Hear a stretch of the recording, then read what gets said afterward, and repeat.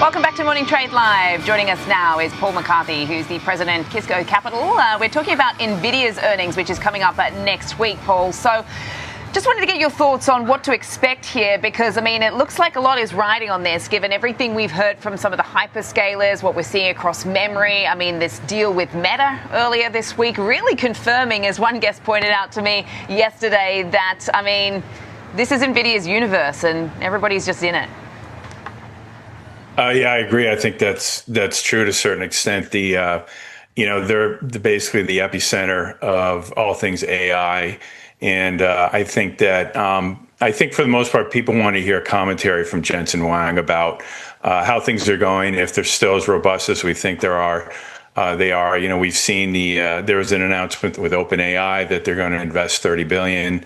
We're also seeing one of their partners, Micron, open a new plant, $100 billion in upstate New York, and they just announced they're going to expand $50 billion in their Boise, Idaho plant. So there's a lot of there's definitely a lot of money going through the company, and I think that people just want to see confirmation that things are going to be moving forward.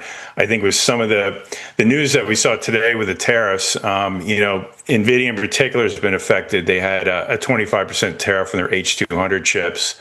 And I think they were capped at like 400,000 units. So, does that go away?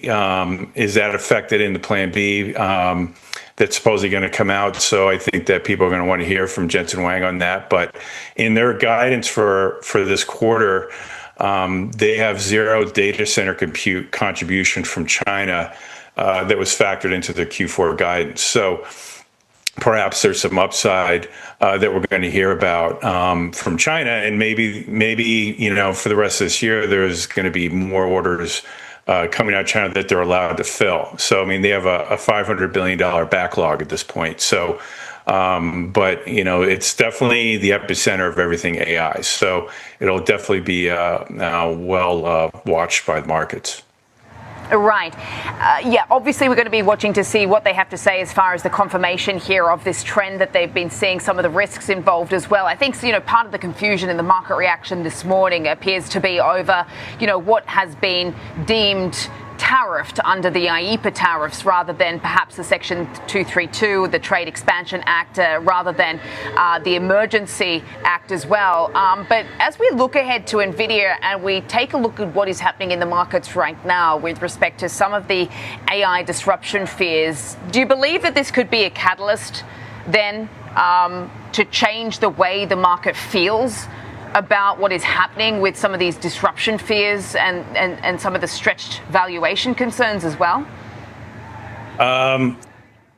Cash flow tends to fix valuation concerns. So I think that's, one thing. I think the tariff is definitely going to create a lot of questions as to, I don't think it's necessarily negative. I think it just opens up the box for them to sell to everyone. But, I think that the government has been careful about exporting U.S., technology like AI. But, I think that one other thing that, was in the bill that was passed last summer, big, beautiful bill, was the depreciation schedules create a big incentive to build in the U.S. And I think a lot of that's going to be related to AI. So, I think some of the software companies have suffered concern over whether AI is going to replace, some of their products. I think that's a bit overdone. I think that does happen. It happens over many years. But I think for the companies that are making, the bricks and mortar of the semiconductor business,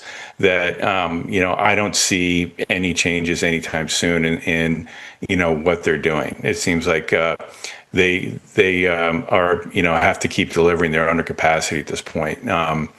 So I don't think this is going to change. And I do think that they'll be able to hold up their margins. As far as valuations, I could see, maybe the stocks consolidate a bit. Nvidia stock hasn't gone anywhere, and I think since really last summer.